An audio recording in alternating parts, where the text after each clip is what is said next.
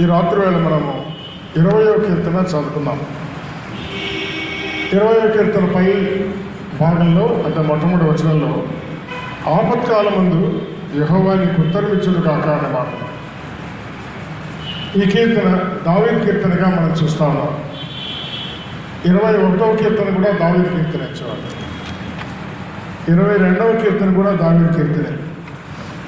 23వ కీర్తన దావీదు కీర్తనే. 24వ కీర్తన దావీదు కీర్తనే.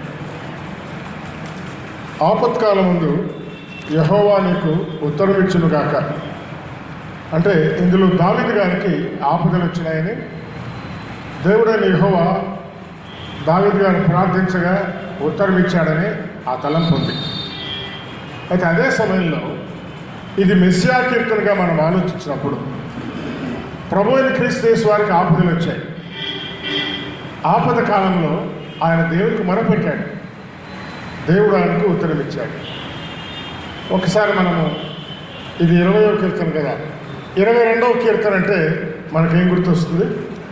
నా దేవా నా దేవా నీవు నన్నేళ్ళు విడనాడుతు అని యేసుక్రీస్తు వారి తండ్రికి మొరపెట్టినాడు. అది యేసుక్రీస్తు వారి ఆపద కాలం. ఆయన మొరపెట్టినప్పుడు తండ్రి దేవుడు ఆయనకు ఉత్తరం ఇచ్చాడు. పరలోకంలో నుంచి దూతను పంపించి ఒలీవల కొండలో యేసు ప్రభువును ప్రార్థన చేసినప్పుడు యేసు ప్రభువును బలపరిచాడుగా మనం చూస్తున్నాం. కనుక దేవుడు ఉత్తరం ఇచ్చేవాడు. తర్వాత మళ్ళీ మన మధ్య భాగంలో చూస్తే శత్రువు మీద విజయమిచ్చాడనే మాటలు కనిపిస్తాయి. 20వ కీర్తన మాత్రమే చదువుకున్నాం కానీ అయితే 21వ కీర్తన కూడా చదివితే అందులో కూడా ఆపదలోంచి దేవుడు రక్షించేవాడు, తండ్రి దేవుడు రక్షించేవాడు, శత్రువును శిక్షించేవాడు అనే మాట మనం చూస్తాం. కనుక 22వ కీర్తనలో యేసుక్రీస్తు వారు మెస్సియాగా చేసిన ప్రార్థన దావీదు గారు పలికాడు. కానీ అదే ప్రార్థనకు పీఠికగా 20వ కీర్తన 21వ కీర్తన మనం అనుకోవచ్చు అన్నమాట. అట్లయితే 20వ కీర్తన 21వ కీర్తన 22వ కీర్తన ఈ మూడు కూడా మెస్సియా కీర్తనలే. సరే 20, 21 కొంచెం ప్రక్కలో పెట్టేయండి. 22, 23, 24 కీర్తనలు మనం ఒకసారి చూద్దాం. 22వ కీర్తన ఏంటి? నా దేవా నీవు నన్నేలా వెన్నాడుతూ అంటే యేసు ప్రభు సెలవు మీద ఉన్నప్పుడు భాగాన్ని చూపించే కీర్తన. మరి 23వ కీర్తన ఏంటి? యెహోవా నా కాపరి నాకు లేని. ఎప్పుడు సెలవు మీద నుంచి దిగి వచ్చిన తర్వాత మన రక్షకుడు అయిన తర్వాత కాపరిగా ఆయన మనలను కాపాడుతూ ఉన్నాడు అంటే ప్రస్తుత కాలం అన్నమాట. 24వ కీర్తన చూడండి. 24వ కీర్తనలో 7వ వచనం చూద్దాం. గుమ్మములారా మీ తలలు పైకెత్తుకుని మహిమగల రాజు ప్రవేశించినట్లు పురాతనమైన తలుపులారా మిమ్మల్ని లేవనెత్తుడి. మహిమగల ఈ రాజు ఎవరు అంటే యేసు ప్రభు వారు రారాజుగా భూలోకి ప్రవేశం చేస్తాడన్నాడు. అంటే అది రెండవ రాకడ గురించిందన్నమాట. కనుక 22వ కీర్తన 23వ కీర్తన 24వ కీర్తన ప్రభు అయిన క్రీస్తు యేసుక్రీస్తు వారి యొక్క గతకాలంలో శిలువ అనుభవం 22వ కీర్తన చెప్తే ప్రస్తుత కాలంలో ఆయన కాపరిగా ఉన్న సంగతిని 23వ కీర్తన, రాబోయే కాలంలో రారాజుగా వస్తున్నాడని 24వ కీర్తనలో మనం చూడవచ్చు. ఒక చోట ఇంగ్లీష్లో నేను ఈ రీతిగా చదివాను. 22వ కీర్తన death and suffering on cross అనే మాట. 22వ కీర్తనకు క్రాస్ అని అనుకోవచ్చు. 23వ కీర్తనకు Lord's care of the Lord by his crook. కాపరి చేతిలో కర్ర ఉంటుంది కదా, క్రూక్ అనే మాటను ఇంగ్లీష్లో మనం వాడుతూ ఉంటాం. 22వ కీర్తన క్రాస్ అయితే 23వ కీర్తన క్రూక్గా మనం చూస్తాము. మరి 24వ కీర్తన ఏంటి? మహిమగల రాజు కిరీటధారి రారాజుగా రాబోతున్నాడు. Sovereign king coming with crown. 24వ కీర్తన క్రౌన్ అనే మాట కింద ఆలోచించవచ్చు. క్రాస్, క్రూక్ అండ్ క్రౌన్ అనే మూడు మాటలు 22వ కీర్తనకు, 23వ కీర్తనకు, 24వ కీర్తనకు ఇంగ్లీష్ వాళ్ళు పెట్టుకుంటూ ఉంటారు. నేను చదివిన మాట death and suffering on the cross 22వ కీర్తన. Care of the Lord by his group 23వ కీర్తన. Sovereign king coming with crown 24వ కీర్తన. ఒకవేళ దాన్ని మనము తెలుగులో చెప్పుకోవాలనుకుంటే 22వ కీర్తనను శ్రమలు అనుకోవచ్చు, 23వ కీర్తనను కర్ర చేత పట్టుకున్నాడు అనుకోవచ్చు, 24వ కీర్తనలో కిరీటము ధరించిన వాడిగా మనము చూడవచ్చు. 22వ కీర్తన కొంచెం అట్లా మనకు అనిపిస్తుంది, కానీ అయితే 22వ కీర్తన ప్రార్థనే కనుక 22వ కీర్తనలో ఆయన శిలువ శ్రమలు పొందబోతున్నాడు. అటువంటి అనుభవాన్ని 20వ కీర్తన 21వ కీర్తనలో కూడా చూపిస్తూ ఉన్నాడు. ఇక్కడ దావీదు గారి యొక్క వ్యక్తిగత అనుభవం ఉంది ఈ అన్ని కీర్తనలో కూడా. 20వ కీర్తనలో కానీ, 21లో కానీ, 22లో కానీ, 23లో కానీ, 24లో కానీ యేసు ప్రభు రారాజుగా రాబోతున్నాడు. దావీదు గారు కూడా శ్రమలు పొందిన తర్వాత దేశానికి రాజుగా ఉన్నాడు. యేసు ప్రభు వారు రారాజు కాకముందు సిలువలో ఆయన జయమును పొంది సాతాన్ని ఓడించాడు. దావీదు గారు కూడా రాజు కాకముందు శ్రమల్లో ఉండి శత్రువులైన వారిని ఓడించాడు. కనుక దావీదు గారికి మెస్సియా యేసుక్రీస్తు వారికి పోలికలు చాలా ఉన్నాయి. అయితే ఇందులో మనకేంటి పాఠం అంటే, విశ్వాసులమైన మనం కూడా జయ జీవితాన్ని పొందుతాం. మనకు వచ్చే శోధనలు శత్రువైన సాతాను నుండి, శత్రువైన లోకము నుండి, శత్రువైన శరీరం నుండి మనం జయమును పొందేవాళ్ళం ఉంటాం. ఎట్లా అంటే ప్రార్థన ద్వారానే అన్నమాట. కనుక 20వ కీర్తన ప్రార్థన కీర్తనే, 21వ కీర్తన కూడా ప్రార్థనా కీర్తనే, 22వ కీర్తన కూడా ప్రార్థనా కీర్తనే. 22వ కీర్తన స్పష్టంగా శిలువ మీద యేసు ప్రభు వారు చేసిన ప్రార్థన. అయితే 21వ కీర్తనలు ఛాయారూపకంగా యేసుక్రీస్తు వారి శిలువ మీద చేసిన ప్రార్థన అనేది మనకు కనిపిస్తుంది. దావీదు గారు తన జీవితంలో శ్రమల్లో ఆయన చేసిన ప్రార్థన మనకు కనిపిస్తుంది. అదే సమయంలో విశ్వాసులమైన మనం శ్రమల గుండా వెళ్తున్నప్పుడు చేయవలసిన ప్రార్థన, దేవుడిచ్చే జయం కూడా 21వ కీర్తనలో మనకు కనిపిస్తుంది. కనుక ఈ చిన్న పీఠికతో 20వ కీర్తన ధ్యానంలోనికి మనం వెళ్దాం. 20వ కీర్తనలో చిన్న కీర్తన ఇది 9 వచనాలు కలిగింది. మనం ముందే అనుకుంటాం ఆయన రారాజుగా రాబోతున్నాడు. రాజుగా రాకపోయే ముందు యుద్ధం చేయాలి, శత్రువును ఓడించాలి. కనుక యుద్ధాన్ని గురించిన ప్రస్తావన కూడా మనకు 7వ వచనంలో కనిపిస్తుంది. చూడండి, కొందరు రథములను బట్టి, కొందరు గుర్రములను బట్టి అతిశయపడతారు. మనమైతే మన దేవుడైన యెహోవా నామమును బట్టి అతిశయపడతాం. యుద్ధానికి వెళ్ళేవాడు గుర్రాలు సమకూర్చుకుంటారు. రాజుల గ్రంథంలో మనం చూస్తాం, ఫలానా రాజు యుద్ధానికి వెళ్ళాడు, ఆయనకు ఇన్ని వందల రథాలు ఉండేను, లేదా ఇనుప రథములు ఉండేను అని మనం చదువుకుంటాం. రథములు ఆ కాలంలో యుద్ధానికి వెళ్ళే సమయంలో వాడే వాహనాలుగా ఉన్నాయన్నమాట. ఇప్పుడు ఫిరంగులు వాడినట్టుగా లేదా మిసైల్స్ వాడినట్టుగా మనం అనుకోవచ్చు. ఆ రోజుల్లో ఒక రాజ్యం యొక్క, దేశం యొక్క బలము రథములను బట్టి నిర్ణయించబడేది అన్నమాట. మరి కొందరైతే రథములను బట్టి అతిశయిస్తున్నారు. దావీదు గారు రాజు కదా, ఆయన యుద్ధానికి వెళ్ళినప్పుడు ఆయన కూడా రథాలు ఉన్నాయి, ఆయనకు గుర్రాలు ఉన్నాయి, కానీ ఆయన రథములను బట్టి అతిశయించుంటారు. 7వ వచనం 2వ లైన్లో ఉన్నది, మనమైతే మన దేవుడైన యెహోవా నామమును బట్టి అతిశయపడ్డాం. గొల్యాతు మీదకి యుద్ధానికి వెళ్ళాడు, ఏ రథము లేదు, ఏ గుర్రము లేదు, ఏ ఆయుధము లేదు. మరి ఎవరిని బట్టి అతిశయపడిపోయాడు? మన దేవుడైన యెహోవా నామమును బట్టి అతిశయపడిపోయినాడు. యెహోవా నామమున నేను నీ మీదకి వస్తా ఉన్నాను, నీ తల ఈరోజు తెంచేస్తాను అన్నాడు అన్నమాట. దావీదు సొంత భక్తిని బట్టి కాదు, సొంత శక్తిని బట్టి కాదు, లేదా సౌలు గారు ఇచ్చినట్టు కవచాన్ని బట్టి కూడా కాదు. ఆ కవచం సౌలు గారు ఇస్తే వీటితో నేను పోలేను అన్నాడు అన్నమాట. ఫినిష్ అయిపోయింది. మరి ఎట్లా పోతావు నువ్వు? యెహోవా నామమున నేను పోతాను. దావీదు గారి జీవితంలో ఎక్కడ అతిశయం లేదు, కానీ అయితే యెహోవా నామమున నేను నీ మీదకి వస్తా ఉన్నాను అని పలికిన మాట దేవుని నామాన్ని బట్టి అతిశయించాలని మనకు.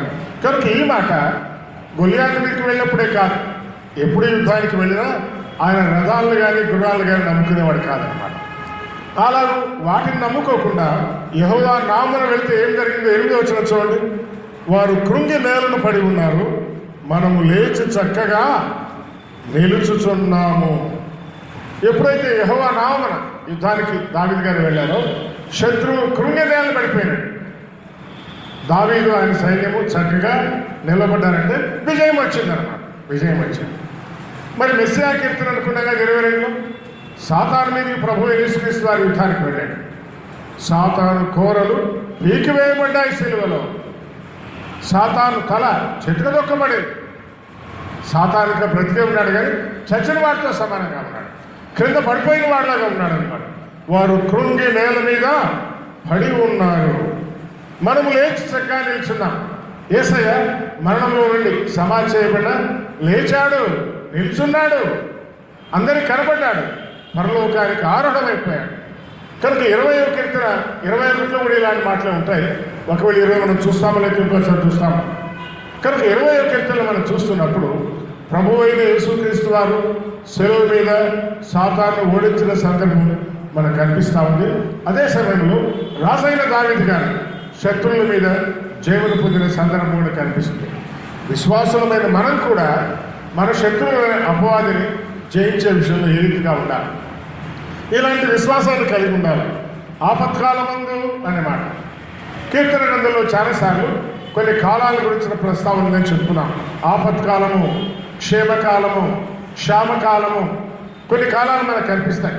ఎండాకాలం, వానాకాలం, చలికాలం అన్నట్టుగా విశ్వాస జీవితంలో కూడా ఆపత్కాలం ఉంది, క్షేమకాలం కూడా ఉంది, కరువు కాలం ఉంది. కనుక ఇలాంటి అనేక కాలాల మధ్య దేవుని బిడ్డలమైన మనము ఆపదల గుండా వెళ్ళవలసి వస్తుంది. మనకు ముందుగా మన ప్రభువు అయిన క్రీస్తు యేసు వారు అనేక ఆపదల గుండా వెళ్ళాడు. అందుకే హెబ్రీ 12లో విశ్వాసంలో కర్తయు దాన్ని కొనసాగించువాడైన యేసు వైపు చూచు మన ఎదుట ఉంచబడిన పందెప్రంగములో ఓపికతో మనం పరిగెడదాం. ఆయన సిలువను సహించినాడు, శ్రమను, అవమానాన్ని నిర్లక్ష్యం పెట్టినాడు. ఆయన వైపు చూస్తూ మనం వెళ్దామన్న మాటలు అక్కడ మనకు కనిపిస్తాయి. కనుక క్రీస్తు యేసు వారి శ్రమలానుభవంలో, దావీదు గారి శ్రమలానుభవంలో విశ్వాసులమైన మనము ఒక పాఠం నేర్చుకునే వాళ్ళగా ఉండాలని మనం చూస్తా ఉన్నాం. 9వ వచనంలో యెహోవా రక్షించుము అంటే ఇది ప్రార్థన అన్నమాట. తర్వాత ఏమన్నాడు? మేము మొరపెట్టినప్పుడు అంటే మేము ప్రార్థించినప్పుడు రాజు మాకు ఉత్తరం ఇచ్చును. కొన్నిసార్లు మనం ప్రార్థన చేస్తాం కానీ నా మా అబ్బాయి కోసం ప్రార్థన చేయండి అంటే అంటారు. ప్రార్థిస్తాను, పాస్ కావాలని పాస్ అవుతాడో లేదో అనుమానం అనుకుంటుంది. ఆరోగ్యం బాగలేదు, ఆరోగ్యం కోసం ప్రార్థన చేయండి, మనం ప్రార్థన చేస్తున్నాం. కొంచెం తప్పిపులు అయితే వెంటనే మనకి విశ్వాసాన్ని కోల్పోతాం అన్నమాట. కానీ దావీదు గారు విశ్వాసాన్ని కోల్పోలేదు. మేము మొరపెట్టినప్పుడు రాజు మాకు ఉత్తరము ఇచ్చును, ఇస్తాడు. కనుక దావీదు గారి విశ్వాసం గొప్పది. అలాగే ప్రభు అయిన క్రీస్తు యేసు వారు సెలవులో వెళ్ళే సమయంలో చేసిన ప్రార్థనలో ఆయన కలిగిన విశ్వాసం కూడా గొప్పది.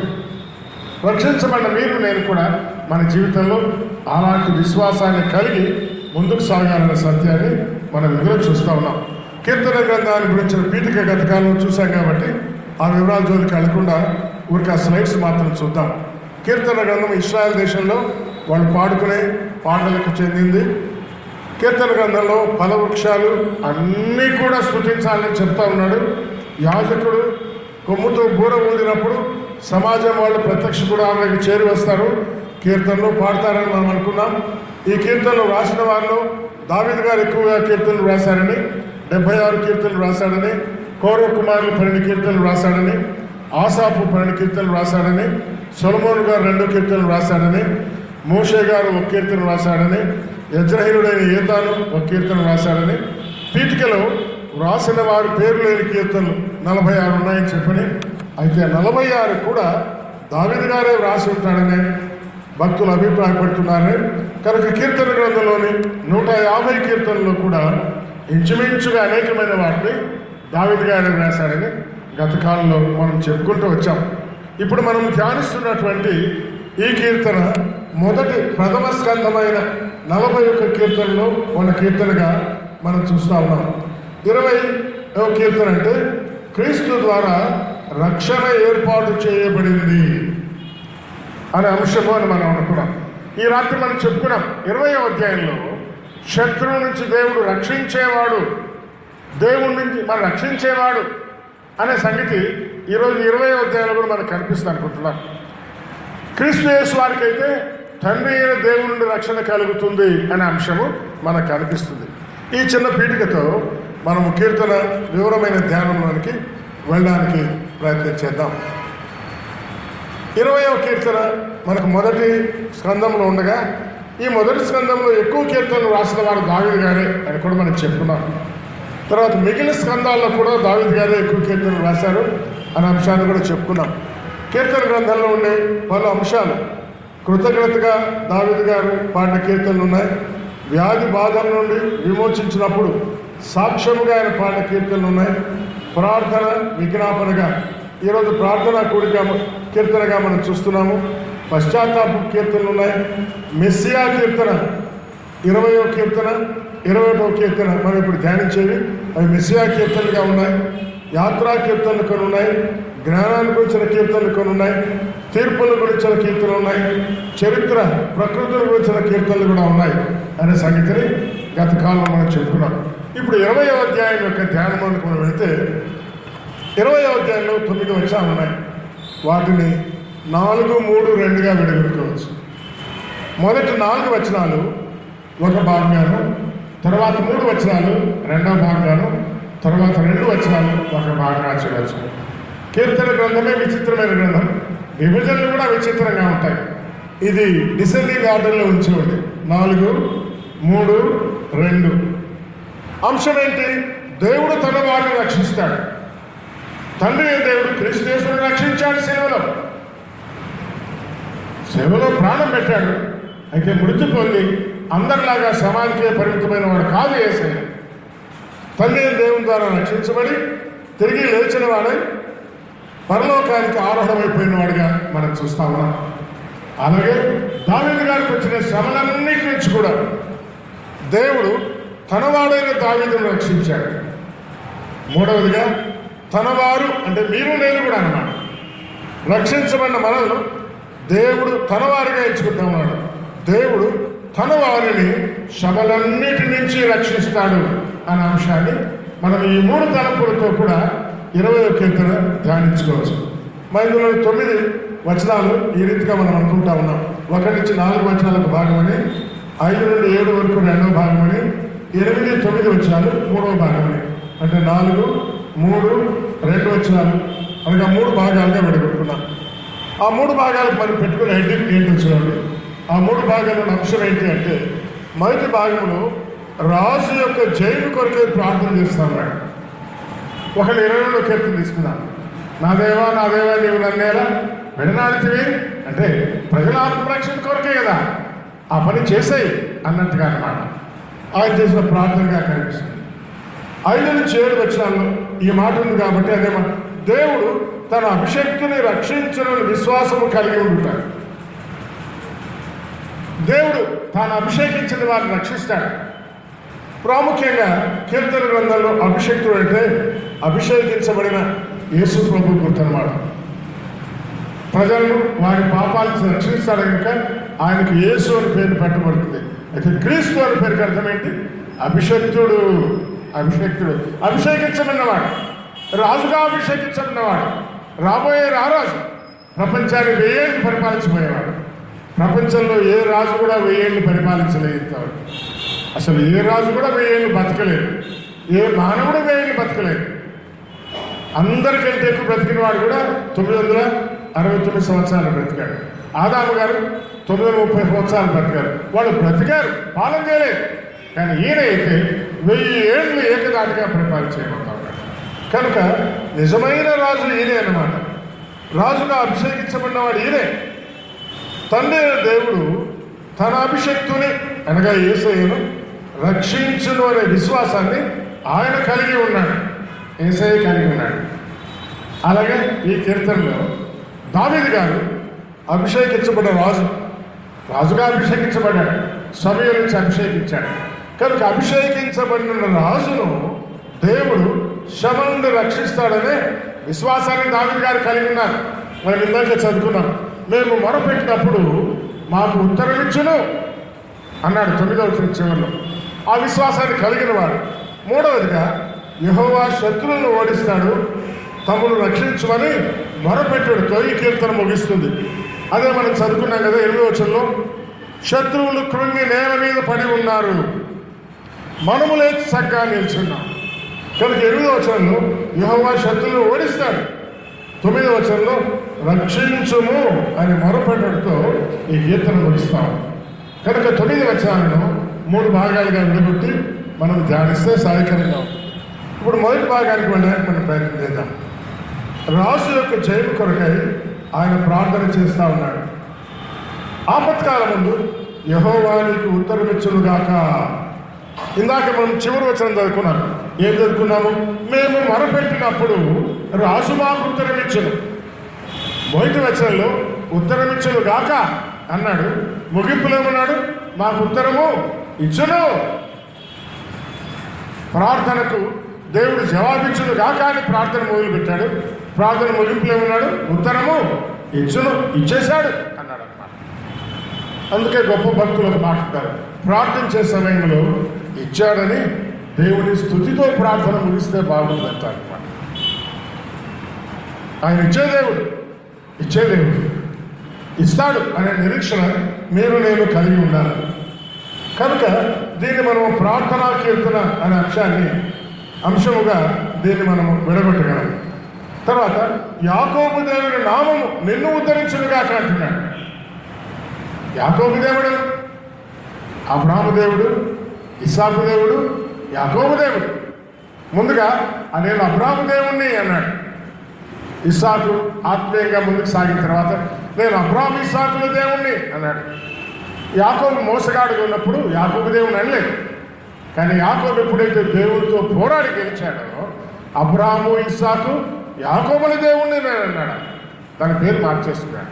మోషేకు ప్రత్యక్షమై నిర్గమాకాండం 4, 5, 3 అధ్యాయంలో నేను అబ్రాహాము ఇస్సాకు యాకోబుల దేవుడను అన్నాడు.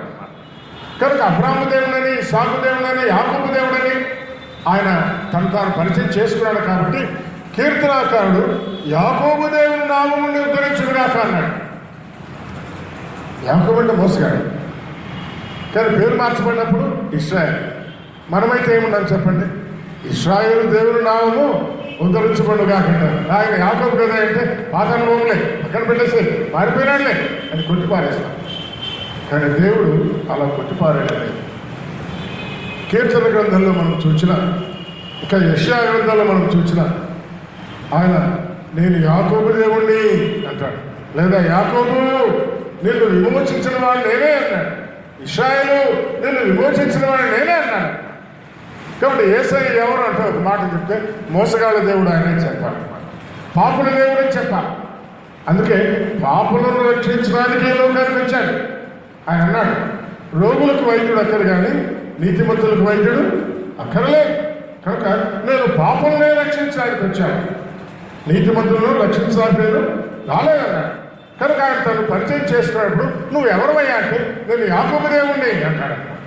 అందుకే కీర్తనాకారుడు కూడా యాకోబు దేవా నీ నామము నిన్ను ఉద్ధరించునుగాక, నీ నామము కనపరచబడుగాక. మరి యేసు ప్రభు వారు కూడా శిష్యులు లేచిన ప్రార్థనలు అదే మాట అన్నాడు. చూడండి, మత్తయి సువార్త 6:6లో ప్రార్థన ఉంది, 6:9లో ప్రార్థన ఉంది. 6:6లో ఒంటరిగా మనం చేసే ప్రార్థన, నీవు గదిలోనికి వెళ్ళి రహస్యమందు చూచును నీ తండ్రికి ప్రార్థన చేయి. అది ఏకాంత ప్రార్థన. అప్పుడు నువ్వు నీ దేవుడి మధ్య ఏమైనా ప్రార్థన చేసుకోవచ్చు. కానీ అందరూ ఉన్నప్పుడు మీరు ఇలాగ ప్రార్థన చేయండి. ఇప్పుడు మీరంటే బహువచనం అన్నమాట. శుక్రవారం ప్రార్థన కూడతాను, ఏకాంతంగా ఇంట్లో ప్రార్థన చేసుకుంటాను. ఏకాంతంగా ఇంట్లో చేసుకునే ప్రార్థన అంశాలు వేరుగా ఉంటాయి, అందరి ముందు చేసే ప్రార్థనలు వేరుగా ఉంటాయి. కనుక మీరందరూ కూడినప్పుడు ఎట్లా ప్రార్థించాలా అంటూ ఏం చెప్పాడన, పరలోకమందున్న మా తండ్రి నీ నామము పరిశుద్ధపరచబడుగాక. కనుక మన ప్రార్థన యొక్క ప్రాముఖ్యమైన అంశం ఏమి ఉండాలా? దేవుని నామము మహిమపరచబడాలా, పరిశుద్ధపరచబడాలా. ఉదాహరణకు నేను ఇందాకన్నాను, మా అబ్బాయి పాస్ అయ్యే దాని కోసం ప్రార్థన చేయండి అని అనుకోండి. మీ అబ్బాయి పాస్ అయితే దేవునికి ఏమి? దేవుని నామానికి మహిమ రావాలి. ఇప్పుడు పలానాడు అబ్బాయి డల్లే, ఆ అబ్బాయి చదివేం రాదే, కానీ దేవుడు నమ్ముకున్నానని చెప్పాడు. కాబట్టి ఆ దేవుడు ఈ అబ్బాయిని పాస్ చేశాడని ఎవరికి మహిమ రావాలా? దేవుని నామానికి మహిమ రావాలి. కానీ మన ప్రార్థనాంశాలన్నింటిలో కూడా దేవుని నామానికి మహిమ రావాలి. ఒక ఇంట్లో మేలు జరిగింది, స్తుతి కూడా పెట్టారు, అప్పుడు కూడా ఎవరికి మహిమ రావాలా? దేవునికే మహిమ రావాలి. కొన్నిసార్లు మనం దేవునికి మహిమ కాకుండా ఆ ఇంటి వాళ్ళు పొగుడుతూ ఉంటాం అన్నమాట. వాళ్ళు కూడా మాకు కలిగింది, మా శక్తి, మా భక్తి అంటూ ఉంటారు. కానీ ఆ తప్పు కేవలం ఆయన నామమే మహిమపరచబడాలి. కనుక మన ప్రార్థనాంశం కానీ మన జీవిత ఉద్దేశం కానీ మన లోకమందున్న మా తండ్రి నీ నామము మహిమపరచబడును గాక, పరిశుద్ధపరచబడును గాక అనే మాటలు మనకు ఉండాలి. అందుకే దావీదు గారు ఈ మొదటి 4 వచనాల భాగంలోనే యాకోబు దేవుని నామమును ఉద్ధరించుగాక, మొదటి వచనంలో 2వ లైన్ చూడండి, ఆపత్కాలం ముందు యెహోవా నీకు ఉత్తరం ఇచ్చును గాక అంటూ, అలాగ ఉత్తరం ఇచ్చుడు ద్వారా యాకోబు దేవుని నామమును ఉద్ధరించును గాక. ఎంత మంచి మాట చూడండి. కనుక మన ప్రార్థన, మన జీవిత ఉద్దేశం అంతా కూడా దేవుని నామము మనల్ని గొప్ప చేసింది అనే తలంపుకే రావాలన్నమాట. నేను ఒకసారి ఒకరిని ప్రార్థన చేయని అడిగాను, అంకుల్ పలానా కంపెనీలో మేనేజర్ హెచ్ఆర్డీగా ఇంటర్వ్యూకి వెళ్తా ఉన్నాను, ప్రార్థన చేయండి అన్నాను. ప్రార్థన చేసినాను. ప్రార్థన చేసిన తర్వాత దేవుడు సెలక్షన్ కూడా ఇచ్చాడు. ఇంటికి వెళ్ళిపోయి వాడు భారతీయం చెప్తున్నాడంటే నేను ఇంటర్వ్యూలో చేసినటువంటి విధానాన్ని బట్టి నేను సెలెక్ట్ చేయమని అంటున్నాడు. కానీ అంతకుముందు ఏమన్నాడు? నా జైలు కోసమై ప్రార్థన చేయండి. అందరూ ప్రార్థించారు, దేవుని బిడ్డలు ప్రార్థించాడు. దేవుడు నాకు హెచ్చింపించాడు, లేదా దేవుడు నాకు సెలక్షన్ ఇచ్చాడని దేవుడు నామానికి కనిపించడానికి ఇష్టపడడం లేదు. నాకున్న ఇంటెలిజెన్స్ ఏంటంటే అబ్బాయి నాగార్జున గోల్డ్ మెడలిస్ట్ అన్నమాట. తన మనసులో ఎప్పుడు ఆశయం ఉంటుంది, నేను గోల్డ్ మెడలిస్ట్ కాబట్టి, నా జ్ఞానం కాబట్టి, నా తెలివి కాబట్టి అని అనుకుంటాను. అలాగే సర్వసాధారణంగా ఎవరినైనా అనుకుంటామా? కానీ అలా కాకుండా నాకున్న జ్ఞానాన్ని బట్టి రాలేదు. నా దేవుడు తన నామమును ఉద్ధరించు నిమిత్తమై, తన నామము ఘనపరచడం నిమిత్తమై నాకు ఉద్యోగం ఇచ్చాలని సాక్ష్యం వెళ్తే ఎంత బాగుంటుంది. కనుక నేను ఎప్పుడు చెప్పిన ఈ మాట మనం మర్చిపోకూడదు. దేవుని నామము మనల్ని గొప్పగా చేసింది అనే మనం సాక్ష్యం ఇవ్వాలన్నమాట. నీ నామము మహిమపరచబడును గాక, లేదా పరిశుద్ధపరచబడును గాక అని పరలోక ప్రార్థన అని మనం చెప్పే ప్రార్థనలో ఉండే ఆ వచనం యొక్క భావం అదే అనమాట. దావీదు గారి కీర్తనలో ప్రారంభంలోనే ప్రార్థన చేస్తా ఉన్నాడు, యాకోబు దేవుని నామము ఉద్ధరించును గాక అన్నాడు అన్నమాట. కనుక యాకోబు దేవుని నామమే ఉద్ధరించే ఈ సంగతి ఎప్పుడూ మర్చిపోవడం. ఆరోగ్య విషయమా యాకోబు దేవుని నామమే, ఆర్థిక విషయాల యాకోబు దేవుని నామమే, ఆత్మీయ విషయాల యాకోబు దేవుని నామమే. ఒక విషయమే, అన్ని విషయాల్లో కూడా యాకోబు దేవుని నామము నీ జీవితంలో, నా జీవితంలో ఉద్ధరించబడాలి. మన బిడ్డల జీవితంలో ఉద్ధరించబడాలి. కుమారుల జీవితంలో, కుమార్తెల విషయంలో, మనవళ్ళ విషయంలో, మనవరాళ్ళ విషయంలో, అన్ని విషయాల్లో కూడా ఉద్ధరించబడాలి. ఘనత, మహిమ, ప్రభావాలు ఆయన నామానికే రావాలి. ఆ సంగతిని మనం ఎప్పుడూ మర్చిపోకూడదు. 2వ వచనం చూద్దాం. ఇప్పుడు 2వ వచనం గురించి ఏమంటా ఉన్నాడు? 2వ వచనంలో పరిశుద్ధ స్థలములో నుండి ఆయనకు సాయం చేయడుగాక. ఎక్కడున్నాడు ఆయన? పరిశుద్ధతలో ఉన్నాడు. ఆయన ఉండే స్థలమే పరిశుద్ధమైంది. మన దేవుని విషయమైన విచిత్ర విషయాలు, ఆయన పరిశుద్ధ దేవుడు. ఆయన గ్రంథము పరిశుద్ధ గ్రంథం. ఆయన నమ్మిన బిడ్డలు కూడుకునే మందిరం కూడా పరిశుద్ధ మందిరమే. ఆయన నమ్మిన బిడ్డల పేరు కూడా పరిశుద్ధులే. కనుక ఆయన ఉండేది పరిశుద్ధ స్థలం. పరిశుద్ధ స్థలంలో నుండి ఆయన నీకు సహాయం చేయనుగాక. తర్వాత సియోనులో నుండి నిన్ను ఆదుకొనుగాక. సియోను అంటే ఆ రోజుల్లో సియోను కొండ మీద, యెరూషలేము ఎక్కువ భాగం అంతా కూడా సియోను కొండ మీద కట్టబడింది అన్నమాట. నిజానికి యెరూషలేము పట్టణం 7 కొండల మీద కట్టబడిన పట్టణం. ఇప్పుడు మొరియా పర్వతం అంటే యెరూషలేములో ఒక భాగమే.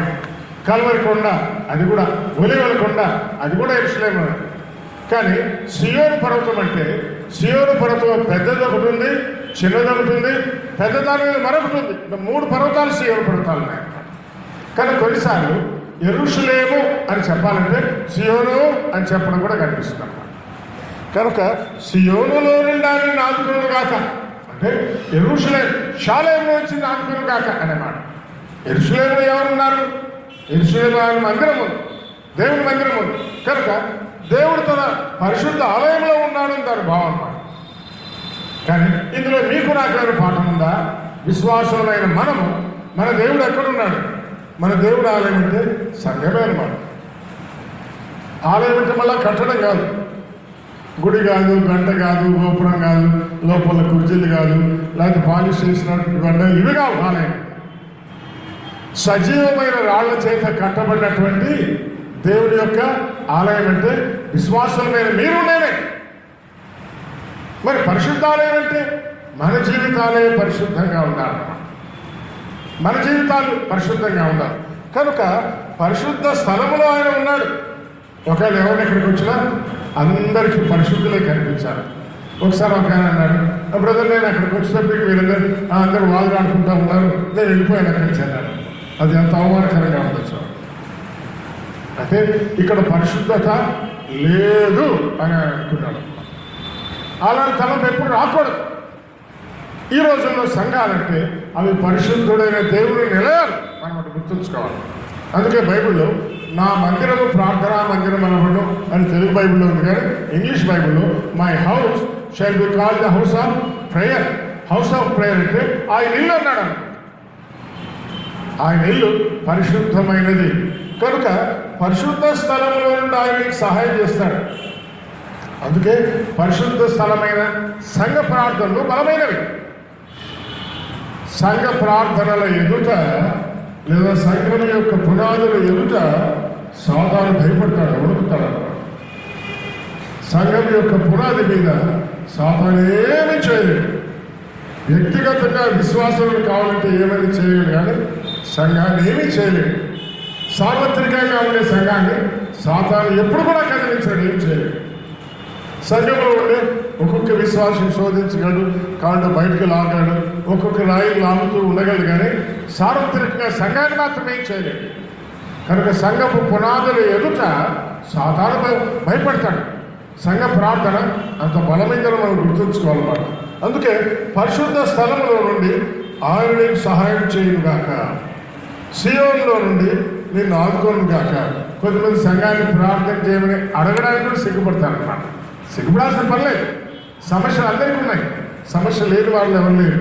కుమారుల సమస్యలు అందరికీ ఉన్నాయి, కుమార్తెల సమస్యలు అందరికీ ఉన్నాయి, కోడళ్ళ సమస్యలు ఉన్నాయి, అల్లుళ్ళ సమస్యలు ఉన్నాయి, మనవుల సమస్యలు ఉన్నాయి, మనవరాళ్ళ సమస్యలు ఉన్నాయి, ఆరోగ్య సమస్యలు ఉన్నాయి.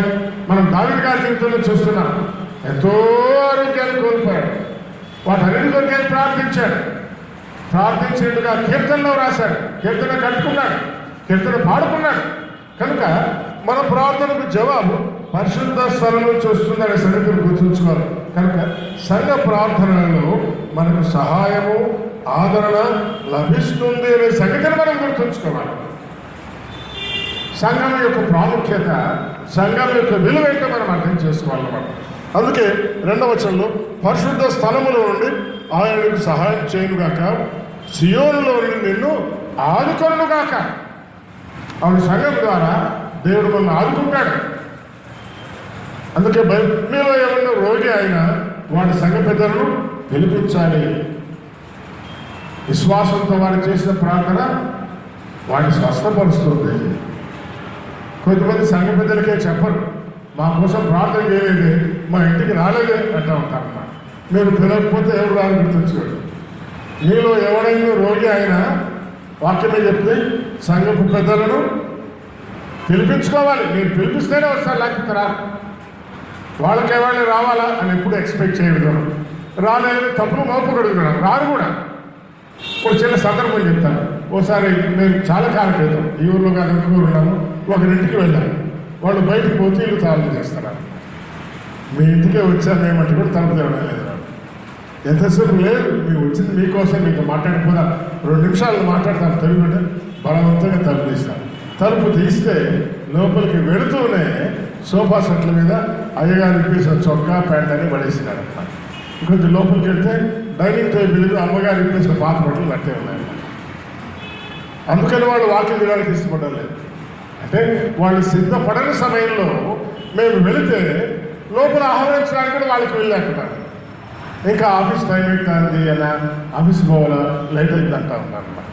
కనుక వీళ్ళు రావాలంటే అనుకూలమైన సమయం ఏంటో వీళ్ళకు తెలియదు, మీకు తెలియదు.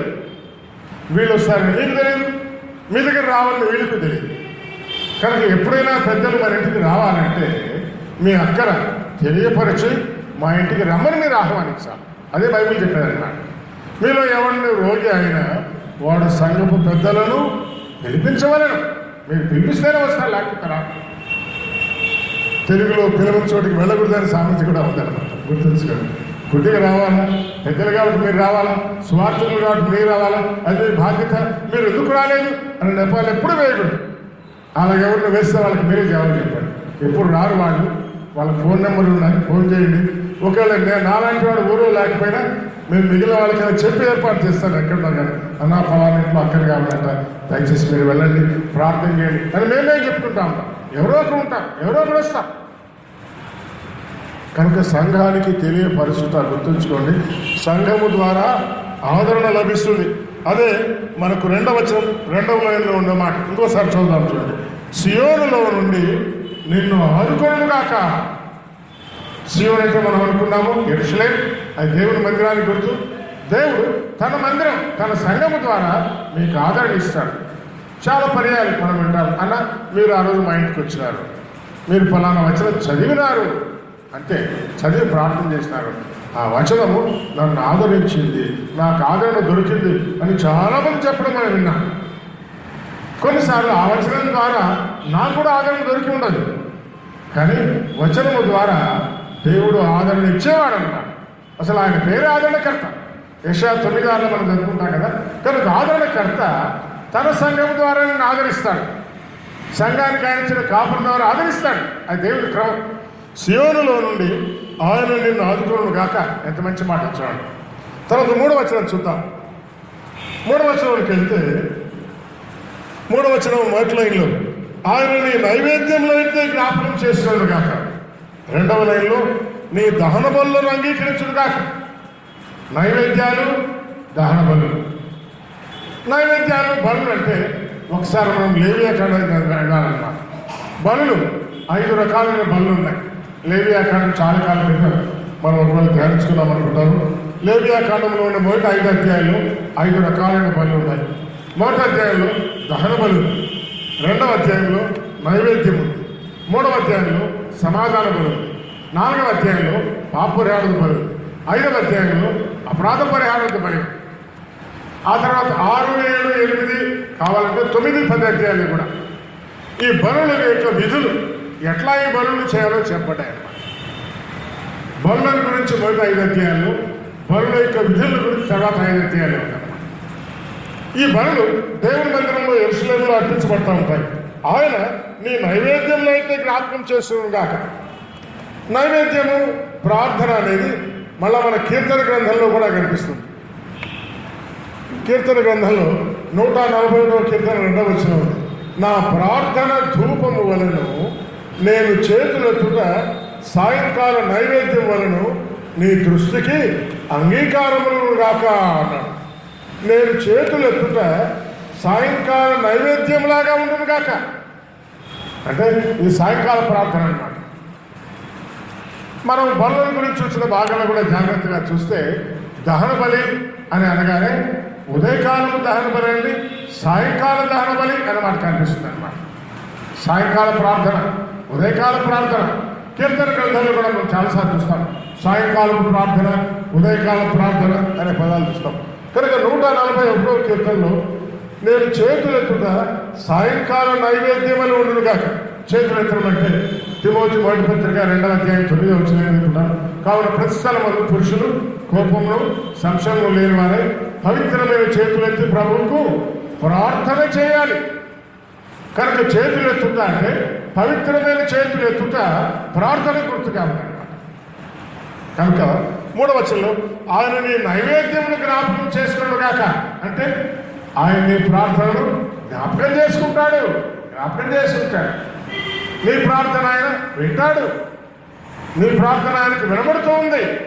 నీ ప్రార్థనకు ఆయన జవాబిస్తాడు, ఇచ్చి తీస్తాడు. అయితే ఒకటి కొన్నిసార్లు ఆయన ఇచ్చే జవాబు నెగిటివ్గా ఉంటుంది అనమాట. నేను పలానా కావాల్సిన ప్రార్థించాలనుకోండి, నేను అది నీకు ఇవ్వడం లేదు అనేది కూడా జవాబే. మనమేమనుకుంటామంటే అడిగిందంతా ఇస్తేనే జవాబు అనుకుంటాం. కాదు, అది మనకు క్షేమకరమైతే ఆయన ఇస్తాడు. దాని ద్వారా క్షేమం లేకపోతే ఇవ్వడు. దాని ద్వారా తొందర ఉంటే ఇవ్వడు. మనకు తెలియదు, మేలుతో తెలియదు, కీడుతో తెలియదు. కనుక ఆయన ఇవ్వడం లేదంటే అందులో మనకు మేలు లేదు. నేను ఇవ్వను అని చెప్పేది కూడా జవాబు అనమాట. కొన్నిసార్లు దేవుని జవాబు ఇవ్వను అనేది కూడా ఉంది. కనుక సాయంకాలం నైవేద్యంలాగా మనం ప్రార్థన చేసినా ఆ ప్రార్థనకు జవాబు దేవుడు ఇస్తాడు అనే నిరీక్షణ మనం కలిగి ఉండాలి. కనుక దేవుడు మన ప్రార్థనలన్నింటినీ జ్ఞాపకము చేసుకుంటాడు అనే నిరీక్షణ ఈ వచనంలో మనం చూస్తాము. ఆయన నీ నైవేద్యంలోకి జ్ఞాపకము చేసుకును గాక అంటే మన ప్రార్థనకు ఆయన జవాబిచ్చే దేవుడు, జవాబిస్తాడు అనే అంశం. తర్వాత నీ దహన బలులను అంగీకరించును గాక. దహన బలులు అంగీకరించడం అంటే దహన బలి నేను ఇందాకే చెప్పాను. లేవియాకాండ 1వ అధ్యాయంలో దహన బలి చేయవలసిన విధానం ఉంది. అది జంతువుల్లోనిదైతే, గోవుల మందులోనిదైతే అన్నాడు, లేదా మేకల మందులోనిదైతే అన్నాడు, లేదా పక్షి జాతిలోనిదైతే అన్నాడు అన్నమాట. ఎద్దులు కానీ, లేదా పొట్టేళ్ళు కానీ, లేదా పావుర పిల్లలు కానీ బలిగా ఇవ్వచ్చు. ఆ బలి చేసే విధానం మనం చూస్తే బలి అర్పించేవాడికి ఏమీ మిగలదు. లోపల ఉండే పొట్టపొయ్యిలు కూడా క్లీన్ చేసి కాల్చేయమంటాడు అనమాట. అన్నీ కాల్చేయమంటాడు, అన్నీ కాలిపోవాలి. అది దహన బలి. మరి క్రొత్త నిబంధనలో దహన బలి ఏంటి అంటే రోమీలకు రాసిన పత్రిక 12వ అధ్యాయంలో దహన బలి గురించిన మాట ఇంకా చూస్తాను. సహోదరులారా, పరిశుద్ధమును దేవునికి అనుకూలమైన సజీవ యాగముగా మీ శరీరమును ఆయనకు సమర్పించుకోండి. సజీవ యాగం,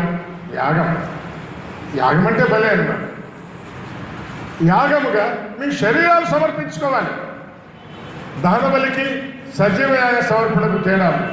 దహన బలి అంటే కాల్ చేసుకోవడం, మరి సజీవ యాగం అంటే బ్రతికుండా అప్పగించుకోవడం అన్నమాట.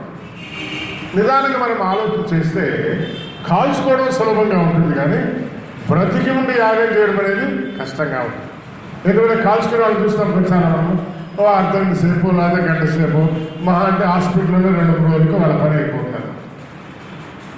కానీ సజీవ యాగం అంటే జీవితకాలం అంతా అన్నమాట.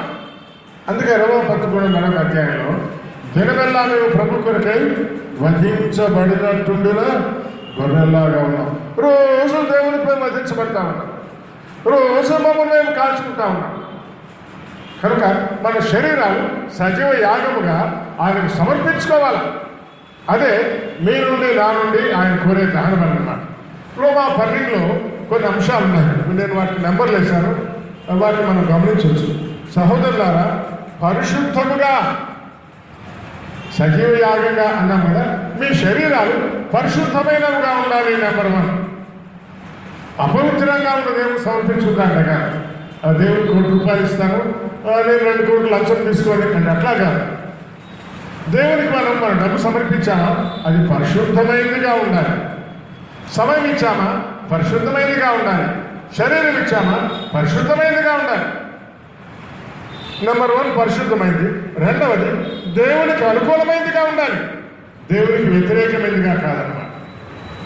నెంబర్ 3 మీ శరీరాలు సమర్పించుకోవాలి. ఎవరు అన్నారు? నా ఆత్మను సమర్పిస్తాను, శరీరాన్ని మాత్రం నాకు పెట్టుకుంటానన్నారు. మనకు చాలా తెలివి ఎక్కువ అన్నమాట. దేవుడు ఆత్మ కదా, ఆత్మదేవుడికి నా ఆత్మలో జ్ఞాపకం చేసుకుంటా ఉంటాను, కానీ శరీరాన్ని మాత్రం నాకు కాదు. శరీరం ఆయన సమర్పించుకోవాలి. నీ ఆత్మలో ఆయన ఉండాలా, అదే సమయంలో నీ శరీరం కూడా ఆయనకు సమర్పించబడి ఉండాలి. కనుక శరీరాలు సమర్పించుకోవాలి. ఇది 3వది. 4వది, మీరు ఈ లోక మర్యాదను అనుసరింపకూడదు. కాదన్నా ఫలానా ఎందుకు చేశారంటే అది లోక మర్యాద లేదన్నా, అది కాదు, అది మా కుటుంబ మర్యాద. ఏది మీ ఇంట్లో విగ్రహాలు పెట్టారనుకుంటే అది నేను పెట్టుకోనన్నా, మా ఇంటి వాళ్ళు వచ్చి పెట్టారని అంటారు. ఇంటి వాళ్ళు కాదు, లోక మర్యాదను అనుసరించడానికి వీలేదు. ఖచ్చితంగా చెప్పారు, లోక మర్యాదను మేము అనుసరించము, లోక మర్యాదను అనుసరించము. చాలాసార్లు హిందువుల పెళ్లిళ్ళు ఉన్నారు, రోజే మనవాళ్ళ పెళ్లి కూడా ఉంటాయి. కొంతమంది ఎవరు ఉన్నారు, మనవాళ్ళకి పోయి అడిగొస్తారంట అన్న అని చెప్పారు. ఎక్కడికంటే పంచాంగం అడిగొస్తారంట వీళ్ళు కూడా. మాకు ఎంతో రేషమో నాకు తెలియదు కానీ తెలియదు విన్నమాట. లోక మర్యాదలు మన జీవితంలో ఉండడానికి వీళ్ళే. దిష్టి తీసుకునే క్రైస్తవులు కూడా ఉన్నారు ఆ పిల్లలు. ఇవన్నీ లోక మర్యాదలే, దాని ద్వారా క్షేమేమి లేదు. కానీ అలాంటి ఆచారాలకు అలవాటు పడిన వాళ్ళు ఉన్నారన్నమాట. లోక మర్యాదను అనుసరించకూడదు. అది 4వది. 5వది, ఉత్తమమైంది, అనుకూలమైంది, సంపూర్ణమైన దేవుని చిత్తమేంటో తెలుసుకోవాలి. మన శరీరం ఆయన సమర్పించుకోవాలి.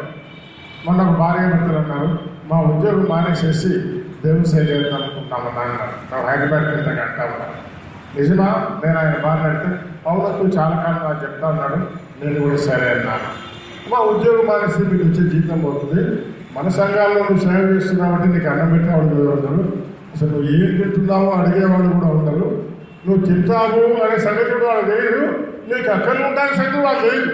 నువ్వు పోయి వాక్యం చెప్పుకుంటే సేవ చేసుకుంటా ఉండాలా, నీకై నువ్వు బతుకోవాలని కోరుకుంటారా, ఇష్టపడతారా మీరు అంటే మౌనంగా ఉంటారు. ఇద్దరు కలిసి ప్రార్థన చేసుకోండి. అయితే మిమ్మల్ని పిలిచిన వాడు నమ్మకమైన వాడు, ఆయన అన్నం పెడతాడు, ఆయన బట్టలు ఇస్తాడు, ఆయన మీ అక్కలు తీరుస్తాడు. నిన్న శని ఆదివారాలు నేను మహబూబ్నగర్ జిల్లాలో కొల్లాపూర్ అనే గ్రామానికి వెళ్ళాను.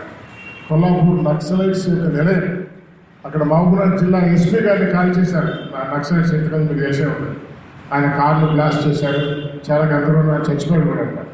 అలాంటి భయంకరమైన స్థలానికి మన బైబిల్ స్కూల్లో చదువుకున్న బాబు మోషే అనే బాబు, తను డిగ్రీ చదువుకున్నవాడు, వేరుగా ఉద్యోగంలో ప్రవేశం ఉండవచ్చు, కానీ దేవుని చేతి ప్రేరేపించబడి అక్కడి సహవాసానికి వెళ్ళాడు. 2002, 2003లో ఎప్పుడు వెళ్ళాడు. సుమారుగా 12 సంవత్సరాలు 4 స్థలాల్లో పనిచేశాను. 4 స్థలాల్లో సంఘాలు ఉన్నాయి. నేను 2 రోజులు ఉన్నా కాబట్టి 2 సంఘాలు చూడగలిగాను.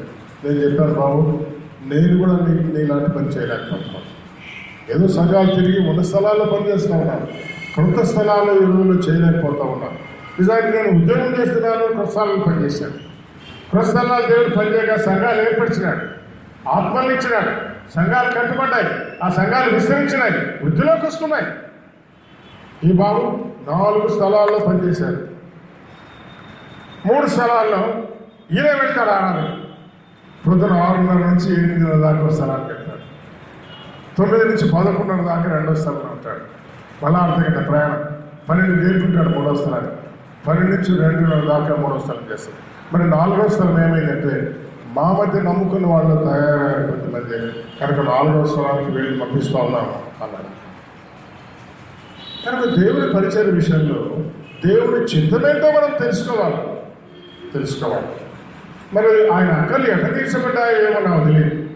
పెద్ద పాప ఇప్పుడు ఎంఎస్సీ నర్సింగ్ చదువుతూ ఉంది అన్నాడు. మంచిది. 2వ పాప ఏం చేస్తాను, బీఎస్సీ నర్సింగ్ అయిపోయింది, ఎంఎస్సీ నర్సింగ్ చేయాలంటే ఏదో 1 year ఎక్స్పీరియన్స్ ఉన్నారంట, పలానా హాస్పిటల్లో వర్క్ చేస్తూ ఉన్నాడు. ఇంకో బాగున్నారు కదంటే వాళ్ళు ఇప్పుడు 10th class చదువుతూ ఉన్నాడు. మరి దేవుడు అన్యాయం చేశాడా? దేవుడు అన్యాయం చేయలేదు. దేవుడు అన్నం పెట్టినాడు, బట్టలు ఇచ్చినాడు, బిడ్డలు ఇచ్చినాడు, బిడ్డలు చదివించినాడు, ఆత్మలను ఇచ్చినాడు, సంఘాలను ఇచ్చినాడు, ఏదేదో ఇచ్చినాడు. తాను వెలుగు దినాల్లో ఆ ప్రాంతానికి బస్సులు కూడా రాత్రి పోయేవి కాదు. నక్సలైట్స్ కాల్ చేస్తారు కాదు, పగులు మాత్రమే ఉంటారు. సాయంకాలం ఆదవుతున్న ఎక్కడ వాళ్ళు అక్కడే ఉండిపోవాలి. ఒక్క కదడానికి కూడా వీలుండేది కాదు. ఒకసారి ఒక ఊళ్ళో నమ్ముకున్న వాళ్ళ దగ్గరికి భోజనానికి నక్సలైట్స్ పోయినారు. పోతే మేము మీటింగ్ బయటికి అక్కడ వాక్యం చెప్పి నమ్ముకున్నామంటే మీ పాస్టర్ వచ్చి మాలో కలిసిపోమని, మా సిద్ధాంతాలు నేర్చుకోవాలి అని చెప్పారు. సరే మన వాళ్ళది ఈయన వాళ్ళు కలిసిపోలేదు. ఇలాంటి అనేక విధములైన శ్రమల మధ్య కూడా దేవుని కొరకై నిలిచి నమ్మకంగా పనిచేసిన వాళ్ళు. కనుక మనలో ఒక్కొక్కరి పట్ల దేవుని చిత్తమేంటో మనం తెలుసుకోవాలి. ఆయన చిత్తము తెలుసుకున్నప్పుడు ఆయన అన్యాయస్తుడు కాదు, ఆయన మన అక్కలు తీరుస్తాడు. కనుక దేవుని చిత్తమేదో పరీక్షించి తెలుసుకోవాలి. ఆయన పట్ల ఎందుకు రక్షించాడు? కేవలం మనం నరకాన్ని పోకుండా రక్షించాలంటే రక్షించిన వెంటనే పరలోకాన్ని తీసుకోవచ్చుగా. ఎందుకు ఈ లోకం మళ్ళా పెట్టాడు? ఆయన కొరికే మీరు నేను చేయాల్సిన పనులు. బ్యాంకు వాళ్ళు మీరు అడగండి, ఫలానా మండలాన్ని మేము దత్తత తీసుకున్నాం అంటున్నారు, ఫలానా గ్రామాన్ని దత్తత తీసుకున్నాం, ఆ గ్రామాన్ని డెవలప్ చేసే బాధ్యత నాది. ఆ రైతులకు మేము రుణాలు ఇస్తాం, పంటలకు రుణాలు ఇస్తాం, ఎరువులకు రుణాలు ఇస్తాం, ఎండుగట్టుకు రుణాలు ఇస్తాం, వాహనాలు కనుక రుణాలు ఇస్తాం, వాళ్ళు అభివృద్ధి పరుస్తారు. బ్యాంకు వాళ్ళ దత్తత తీసుకుంటున్నారు. ఆత్మీయుడు, నువ్వు గ్రామాన్ని దత్తత తీసుకోలేవా? ఒక మండలాన్ని విషయమై ప్రార్థన చేయలేవా? వెళ్ళి తరచుగా దర్శించలేవా? స్వార్థ ప్రకటించలేవా? చేస్తే ఫలింపచేసే బాధ్యత దేవుడి మీద రాదు కాదు. ఆ పని దేవుడు చేస్తాడు. మనం చేసిన పని మనం చేస్తే దేవుడు తన కార్యాన్ని నమ్మకంగా చేస్తాడు. కనుక మీ పట్ల నా పట్ల దేవుని చిత్తమేంటో మనం తెలుసుకునే వారంగా ఉండాలి. ఆ చిత్తాన్ని నెరవేర్చే వారంగా ఉండాలి. అది 5వది. 6వది, మీ మనసులు మారి నూతన మగుటంలో రూపాంతరం పొందాలి. మన రూపాలే మారిపోవాలి. ముందు సర్వశిష్గా ఉండేది నీ ముఖం, నీ రూపం చూడడానికి భయంకరంగా ఉండేది. ఇప్పుడు నీ ముఖంలో అవన్నీ ఉండకూడదు. నీ ముఖం కళకళలాడుతూ ఉండాలి, నవ్వుతూ ఉండాలి, ప్రేమతో ఉండాలి. ముందు నేను చూడడానికి భయపడేవాడు, ఇప్పుడు నేను చూడడానికి ఇష్టపడాలి. అందరూ రూపాంతరం, రూపం కూడా మారిపోవాలి. బాహ్య రూపం మారాలి, ఆంతర్యం మారాలి. మీ మనసును మారి నూతన మగుట వలన రూపాంతరం పొందండి. బాగుంది. చివరిది కొంచెం కష్టమైంది. తను తాను ఎంచుకునేదైన దానికంటే ఎక్కువగా ఎంచుకోకూడదు. చాలాసార్లు మనం మన నుంచి గొప్పగా అనుకుంటూ ఉంటాం. నేను మనం పగలు చెప్పుకుంటామని, లేకపోతే మనం పొడిచినామని, మనం నువ్వు నేను చేసింది ఏమీ లేదు, చేసిందంతా దేవుడే మనం గుర్తుంచుకోవాలి. కానీ చాలాసార్లు మనల్ని మనం ఎంచుకునే దానికంటే ఎక్కువగా ఎంచుకోవాలి. దేవుడు ఎక్కువగా ఎంచుకున్నాడు ఎక్కడ చెప్పలేదు, తగ్గించుకోమన్నాడు. తను తాను తగ్గించుకోమన్నాడు. కానీ మనలో ఉండే అహం అనేది సాతాను మనల్ని ఎప్పుడు పుష్ చేస్తూ ఉంటాడు, పంపు కొడుతూ ఉంటాడు అన్నమాట, ఒప్పిస్తూ ఉంటాడు.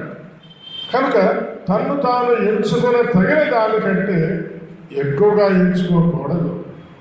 ఇవన్నీ కూడా సజీవ యాగము అనే మాటలు రోమా 12వ అధ్యాయంలో మనకు కనిపిస్తాయి. నేను 7 పాయింట్లుగా విడగొడితే బాగుంటుంది, సంపూర్తిగా ఉంటుందని 7గా విడగొట్టాను. ఒకవేళ ఇంకా విడగొడితే 8, 9, 10 కూడా చేయొచ్చు అలాగానే కావాలి. కనుక మీలో నాలో ఉండవలసిన దహన బలి సజీవ యాగం అంటే 7 గుణములు కలిగేందుగా ఉండాలి. కనుక నీ దహన బలిని దేవుడు అంగీకరించుగాక, అది 3వ వచనం. కనుక మనం సజీవ యాగముగా మన శరీరాలు ఆయనకు అప్పగించుకుంటే ఆయన అంగీకరిస్తాడు దాని భావం. నెక్స్ట్ 4వ వచనానికి వెళ్దాం.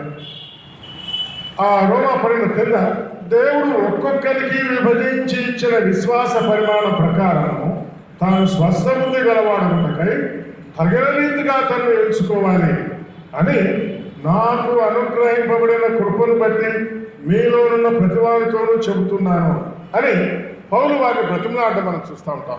చెబుతూ చివరిలో ఏమన్నాడంటే, ఇంటి సేవ మీకు యుక్తమై ఉన్నది.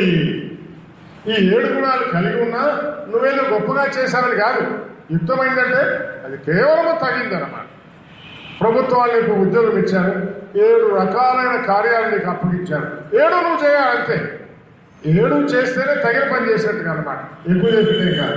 కనుక మీరు నేను సజీవ యాగంగా మన శరీరాలు అప్పగించుకున్నామంటే ఈ 7 గుణాలు కూడా మనలో ఉండాలా, 7 కార్యాలు కూడా చేసేవారంగా మనం ఉండాలి.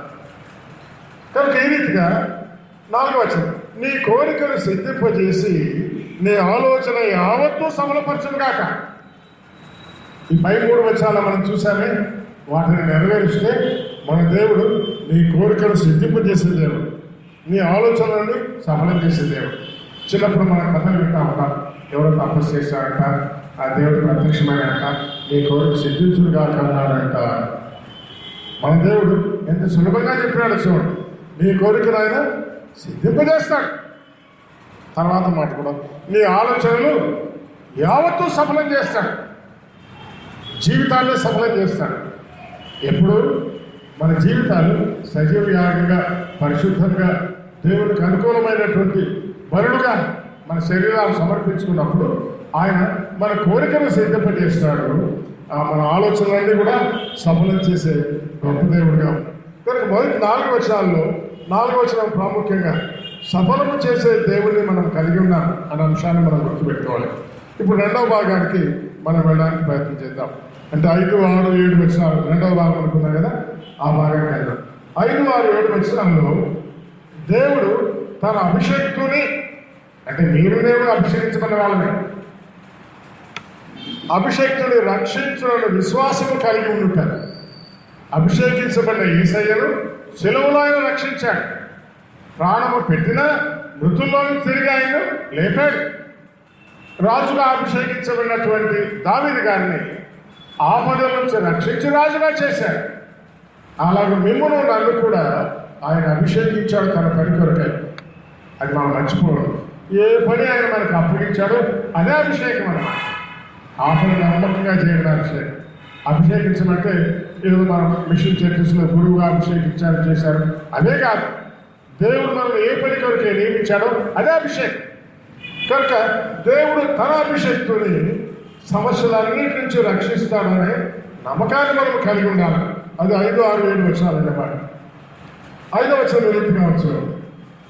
5వ వచనంలో మనం చూసినట్లయితే, యెహోవా నీ రక్షణను బట్టి మేము జయోత్సవము చేయుచున్నాము, మా దేవుని నామమును బట్టి మా ధ్వజము ఎత్తుచున్నాము అనే మాట మనకు కనిపిస్తుంది. 5వ వచనం ధ్వజము ఎత్తుచున్నాను, నీ రక్షణను బట్టి జయోత్సవం చేయుచున్నాను. ఈ 2 మాటలు జయ ఉత్సవం చేయుట ఒకటి, ధ్వజమును ఎత్తుట రెండవది.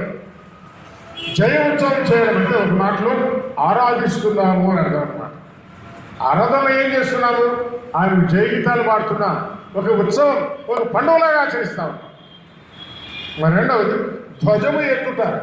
ధ్వజం అంటే ఇంగ్లీష్ బైబిల్లో బ్యానర్ అని ఉందన్నమాట. బ్యానర్స్ అంటే వాక్యం కలిగిన బ్యానర్స్ పట్టుకుని నిలబడినాం. కొన్నిసార్లు రోడ్లో వెళ్తూ ఉంటారు, ప్లే కార్డ్స్ పట్టుకుని ఉంటారు. సో బ్యానర్స్ అంటారు అన్నమాట. స్ట్రైక్ చేస్తూ ఉంటారు, వాళ్ళ చేతుల్లో బ్యానర్స్ ఉంటారు. విశ్వాసులు కొన్నిసార్లు దాంట్లో ఉంటారు, ఆ బ్యానర్ పట్టుకుని నిలబడుతూ ఉంటారు. ఆ బ్యానర్లు పట్టుకుని నిలబడతారు. కానీ అయితే సువార్తకు రమ్మంటే రారు, సువార్త బ్యానర్కి రారు. సువార్త బ్యానర్లు పట్టుకోమంటే, మైకులు పట్టుకోమంటే, లేదా బైబిల్ పట్టుకోమంటే, పత్రికలు పట్టుకోమంటే ఇష్టపడుతున్నారు. కానీ ఆ బ్యానర్లు పెట్టుకోవడానికి ఇష్టపడతారు. గుర్తుంచుకోండి, అవి కాదు మనం పట్టుకోవాల్సింది. దేవుని నామమును బట్టి మా ధ్వజము ఎత్తుచున్నాము. దేవుడు మనకి ఇచ్చిన బ్యానర్ని ఎత్తు లోకానికి చూపించాలి. స్వార్థ బ్యానర్ అన్నమాట. పాపం రక్షించాలి, క్రీస్తు లోకానికి వచ్చాడు, చాలు. నువ్వు ఆ మాట చెప్పు చాలు.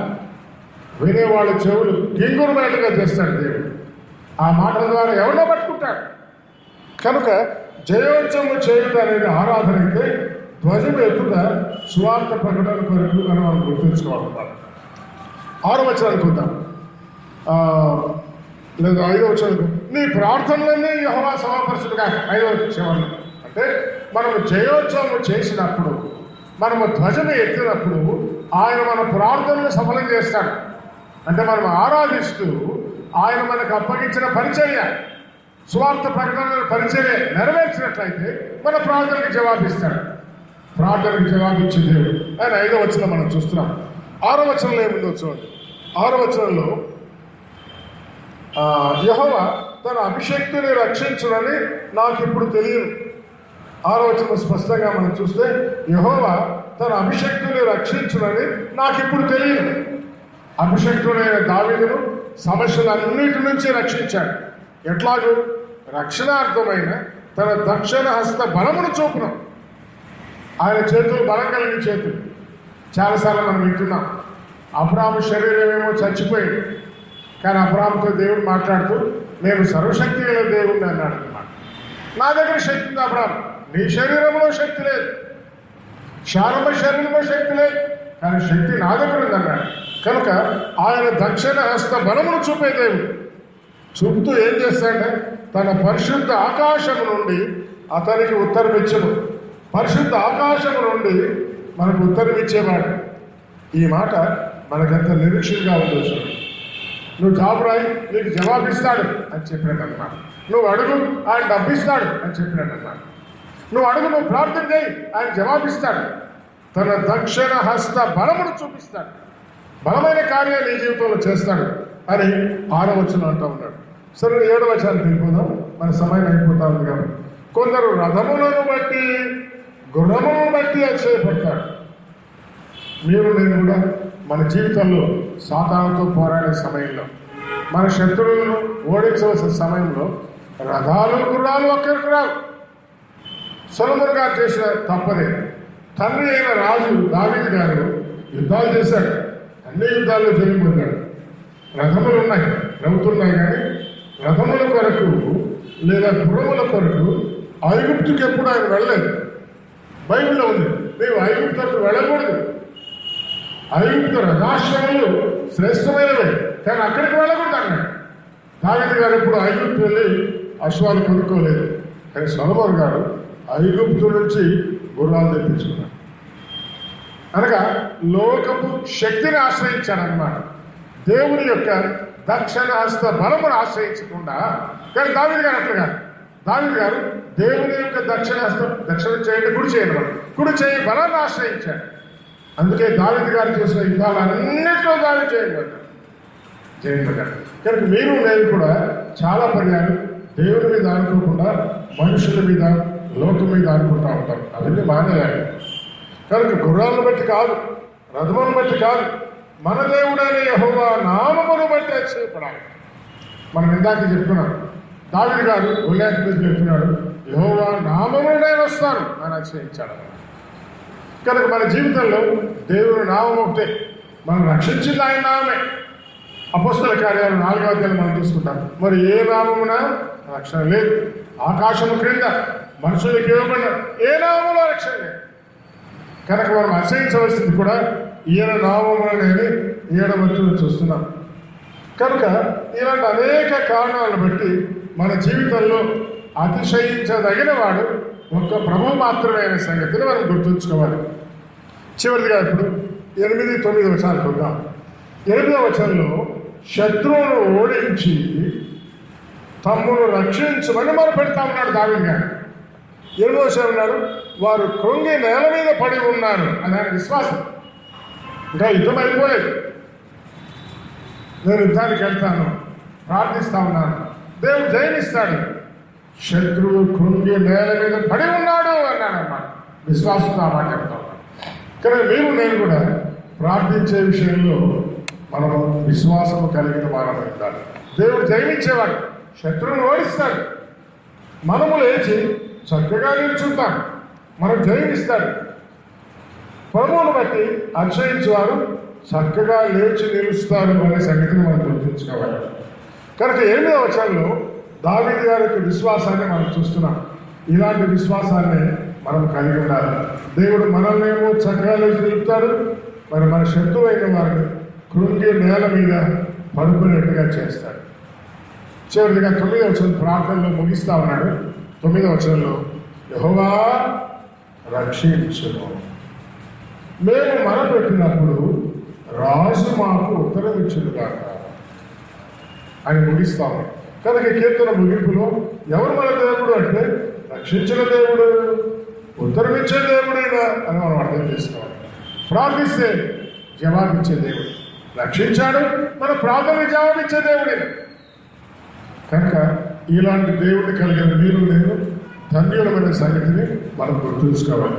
కనుక 22వ కీర్తనలో మెస్సియాగా ఆయన చేసిన ప్రార్థనకు తండ్రి దేవుడు జవాబిస్తాడు అని స్పష్టంగా విషయాలు ఉన్నాయి. అదే విషయాలు 20వ కీర్తనలో 21వ కీర్తనలో ఉన్నాయని మనం ముందుగా చెప్పుకున్నాం. కనుక మీరు నేను కూడా దావీదు గారి వలె, ప్రభు అయిన క్రీస్తు యేసు వలె మన విషయాలన్నీ కూడా ప్రార్థించి దేవుని దగ్గర జవాబు పొందేవారుగా ఉండాలని నేర్చుకుంటాము. దేవుడి తలుపు మన నిమిత్తమై దీవించుగాక. దైవ తండ్రి, రాత్రి మీ బిడ్డమైన మమ్మను మీ సన్నిధిలో సమకూర్చి మీరు మాకు వినిపించిన 20వ కీర్తనలోని అమూల్యమైన విషయాల కొరకై స్తోత్రం చెల్లిస్తున్నాం, పూజిస్తున్నాము, కొనియాడుతున్నాము, గణపరుస్తున్నాము. మా సమస్యలన్నింటినీ మీరు తీర్చే దేవుడు. ఆర్థిక విషయాలు కానీ, ఆరోగ్య విషయాలు కానీ, ఆత్మీయ విషయాలు కానీ, అన్ని విషయాలు కూడా మీరు తీర్చే గొప్ప దేవుడు. అందుకొరకే స్తోత్రం చేస్తా ఉన్నాను.